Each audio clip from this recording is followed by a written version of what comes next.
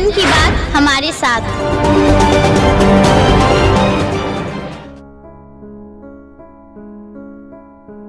कुछ ही समय गुजरा है, आप और हम कोरोना का वो दुखद काल को अपने जेहन से भुलाया नहीं है।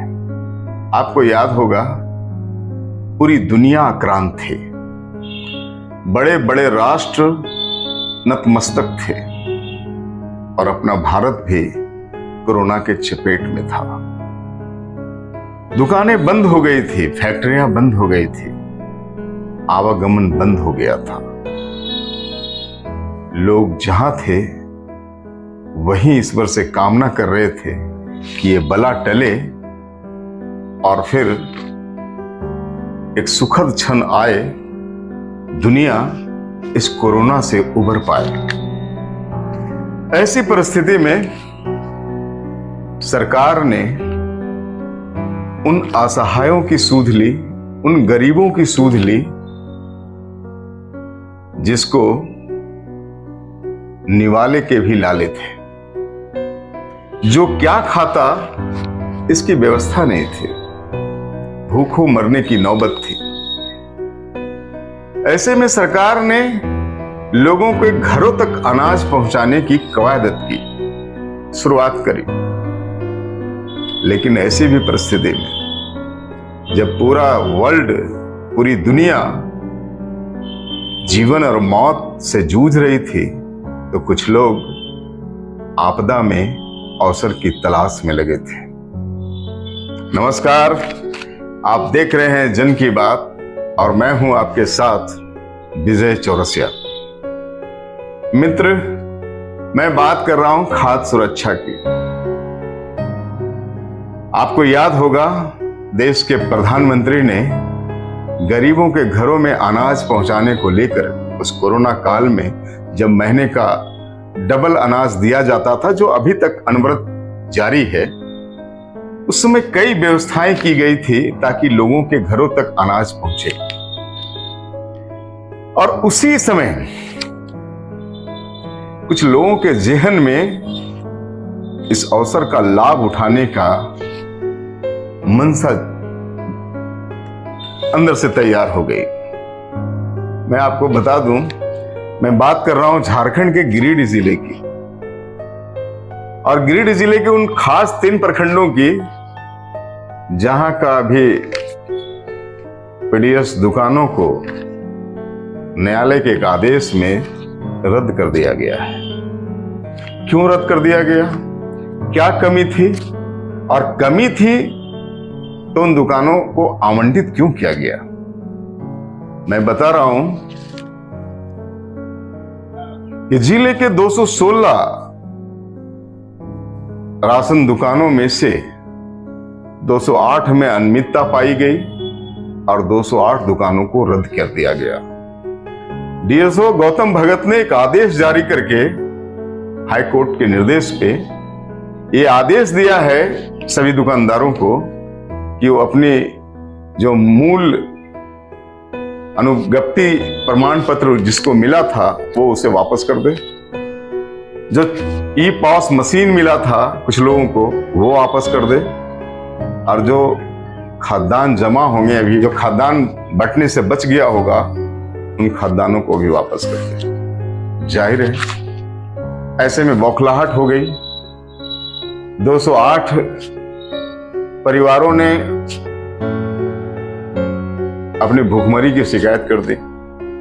मैं आपको बताऊं, उस समय ये परिवार किसी के कहने पे अपने जेवर गिरवी रखे, अपनी जमीनें गिरवी रखी, अपने खेत गिरवी रखे, इसलिए कि उसे पता था कि जन वितरण की एक दुकान हो जाती है तो परिवार में खुशहाली आ जाएगी।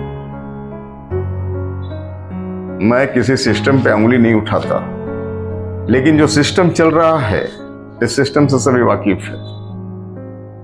लोगों ने कर्ज लेकर के चाहे जैसे भी हो वो दुकान करा लेना चाहा, और लोगों की इसी मानसिकता का लाभ उठाया कुछ बिचौलियों ने, कुछ तथा कथित समाज सेवी और राजनीति कहने वाले बिचौलियों ने इसका लाभ उठाया। पैसे वसूले और साहब के टेबल तक पहुंचाया गया वो पैसा। और आनन फानन में बगैर कोई निविदा निकाले, बगैर कोई टेंडर निकाले दुकानें कर दी गई। समूह का निर्माण जैसे तैसे हो गया, जैसे तैसे बैंक में खाते खुल गए और दुकानें आवंटित हो गई। जब इन दुकानों के लिए ई पास मशीन की मांग सरकार से की गई तो विभाग के कान खड़े हुए कि आखिर इतनी इतनी दुकानें किस आदेश पे आवंटित किए गए। और विभाग ने जांच की शुरुआत कर दी। विभाग के अवर सचिव लालू प्रसाद कुशवाहा 3 सदस्यीय कमेटी का नेतृत्व करते हुए जांच में गिरडी आ गए और उन्होंने जो जांच किया उसमें भारी अनियमितता पाई और उन्होंने दुकानों को रद्द करने की टिप्पणी कर दी। डीएसओ गौतम भगत ने दुकानदारों को बताया कि भाई आपकी दुकानें तो रद्द हो रही है। दुकानदारों ने कमेटी बनाई, संगठन बनाया, संघ बनाया और हाई कोर्ट चले गए। और अब हाई कोर्ट की टिप्पणी आ गई कि दुकानों को रद्द कर दिया जाए क्योंकि इसमें भारी अनियमितता है। हाँ, हाई कोर्ट ने इतना कहा है कि नैसर्गिक रूप से, नेचुरली एक कारण पीछा जरूर कर दिया जाए। और अब डीएसओ गौतम भगत ने उन दुकानों को रद्द करते हुए उनसे उनके मूल दस्तावेज, मशीन और बचे हुए खाद्यान्न की बाकायदा मांग कर दी है, समय निर्धारित करते हुए। अब ये सारे लोग धरने प्रदर्शन पे हैं। कुछ लोगों का तो सच्चाई से रूबरू हो गए, कुछ लोग अपने बिचौलियों से पैसे भी मांगना स्टार्ट कर दिया कि भाई मेरे पैसे वापस कर दो, तुमने मुझे गफलत में रखा और गफलत में दुकान करा दी। खबर है कि कुछ लोगों के पैसे कुछ लोग वापस भी किए हैं। लेकिन मेरा सवाल सीधा सीधी ये है कि दुकानों का आवंटन किसी एक पदाधिकारी ने किया या पदाधिकारियों का एक समूह ने किया या जिनकी अथॉरिटी थी उसने दुकानों का आवंटन किया, तो नियमों की अनदेखी किसने की? नियम का पालन करने की जिम्मेवारी और नियमों को जानने और दूसरे को जनाने की जिम्मेवारी किसकी है? संबंधित विभाग के पदाधिकारियों की। तो उस समय तत्कालीन जो डीएसओ थे उन्होंने क्या किया? उनको क्यों नहीं ये बात समझ में आई कि इस प्रकार से जो दुकानें मैं आवंटित कर रहा हूं बगैर कोई विज्ञापन के, वो नियमानुकूल नहीं है, वो रद्द हो सकते हैं, उस पर गाज गिर सकती है। उन्होंने क्यों नहीं समझा? या वो समझ करके ये भूल किए? क्योंकि खबर ये है कि एक एक दुकानों के लिए लाख से 1.5 लाख रुपए की वसूली की गई। अब ये पैसे कहां गए, साहब के टेबल पे कितने आए और बिचौलिए कितने खाए, ये जांच का विषय है। लेकिन साहब को तो ये मालूम होना चाहिए ना कि ये दुकानें जो मैं आवंटित कर रहा हूं ये न्याय संगत, नियम संगत है या नहीं है। क्यों फंसा है ऐसे लोगों को? क्यों डिस्टर्ब कर रखा है ये विभाग को? और मैं सरकार, न्यायालय से भी पूछना चाहता हूं कि आपने दुकानों को तो रद्द कर दिया, चलो ठीक है, आपने बड़ा स्वागत जो कदम किया, गलत आवंटन था, आपने रद्द कर दिया, ये आपने रद्द करने का आदेश निर्गत कर दिया। लेकिन जिस व्यक्ति ने ये सारे कवायदात जिसके नेतृत्व में हुआ, जिसकी इच्छा से हुआ, जो जिम्मेवार था नियमों को देखने के लिए और जिसकी जिम्मेवारी है दुकान आवंटन के लिए, उस पर कार्रवाई क्यों नहीं हुई? मैं आपको बता दूं कि वो व्यक्ति अभी भी जिले के महत्वपूर्ण पदाधिकारी, बड़े चेयर पे है, तो उन पे कोई कारण पूछा क्यों नहीं हुआ? उस पे कोई कार्रवाई क्यों नहीं हुई? उस पे कोई दंड क्यों नहीं हुआ? मैं सरकार से भी और न्यायालय से भी ये सवाल करना चाहता हूं। क्यों नीचे स्तर के जो गरीब थे जिसने अपना जेवर बंधक रखा, जिसने अपनी जमीनें बंधक रखी, उसका तो रद्द हो गया। उसको तो जो नुकसान होना था हो गया। उसका जो पैसा इसमें डूबना था बिचौलियों के माध्यम से, वो तो हो गया। लेकिन जिसने इसके लिए पैसे खाया, जिसने नियमों की अनदेखी की, जिसको मालूम था, जिसकी जिम्मेवारी थी, उन पे कार्रवाई आखिर क्यों नहीं? जन की बात यह सीधा प्रश्न सरकार, विभाग और न्यायालय से भी करता है। हालांकि इस कार्रवाई से जहां एसोसिएशन, जो जन वितरण एसोसिएशन है, उसके लोग बड़ा खुश हैं, वहीं जिनका रद्द हुआ वो नाराज हैं। एक एक व्यक्ति ने अपने जन वितरण दुकान कराने के लिए लाख से 1.5 लाख रुपए दिया, ये अंदर खाने की बात है। उसके तो पैसे डूब गए। लेकिन मेरा सीधा सीधी ये कहना है, मेरा प्रश्न ये है, जन की बात का प्रश्न ये है, ये आखिर इन सारी कार्रवाई के क़यादत में ये बड़े पदाधिकारी जिसकी कलम चली है लाइसेंस देने में, उस पे दंड क्यों नहीं, उस पे कार्रवाई क्यों नहीं?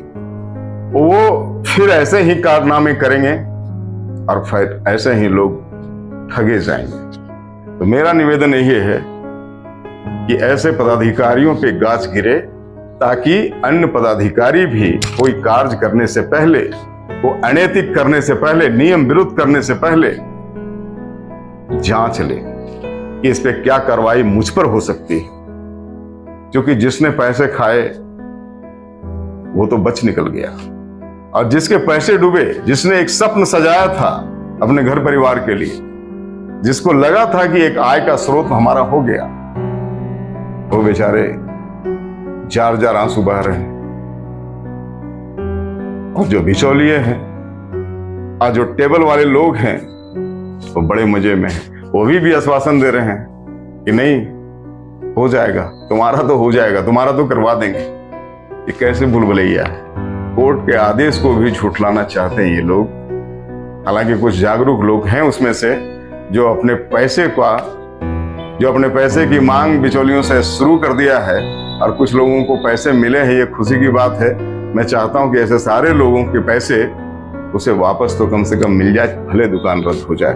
लेकिन मेरा फिर से ये सवाल है और ये रिक्वेस्ट है व्यवस्था से, सरकार से, कि ऐसे पदाधिकारियों पे भी आवश्यक रूप से गाज गिरनी चाहिए, उसे उसके किए का दंड मिलना चाहिए। धन्यवाद। अगले हफ्ते फिर मिलेंगे, फिर किसी इशू के साथ। तब तक आप बने रहें, देखते रहें, सब्सक्राइब करें और चैनल को बढ़ावा दें। जन की बात हमारे साथ। नमस्कार।